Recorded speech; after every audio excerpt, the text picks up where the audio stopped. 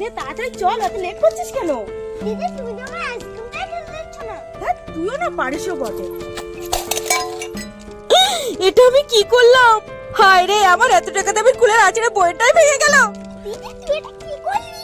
ভাই আমার অজান্তে আমার হাত থেকে পড়ে গেছে, আমি বুঝতে পারিনি। কিন্তু ভাই চল, কেউ আসার আগে এগুলো রেখে এখান দিয়ে চলে যাই, কেউ বুঝতেও পারবে না। চল পালাই। দিদি না, আমরা এটা করতে পারি না। রাস্তা দিয়ে কত মানুষ, পশু, বিড়াল এখান দিয়ে চলাফেরা করে, আর ওরা খাবার মনে করে শুকতে শুকতে আসবে আর এটা খাবে আর ওদের মুখটাই কেটে যাবে। দিদি সেই জন্যই বলছে এগুলো রাস্তাঘাটে ফেলে যাবে আমাদেরই অন্যায়। দিদি চল আমরা দুই ভাই বোন মিলে এই কাঠের টুকরোগুলো আমরা এক মাটির নিচে পুঁতে দিই, তাহলে কারোর ক্ষতি হবে না। হ্যাঁ ভাই, তুই ঠিকই বলেছিস, এতে অনেক মানুষের ক্ষতিও হতে পারে।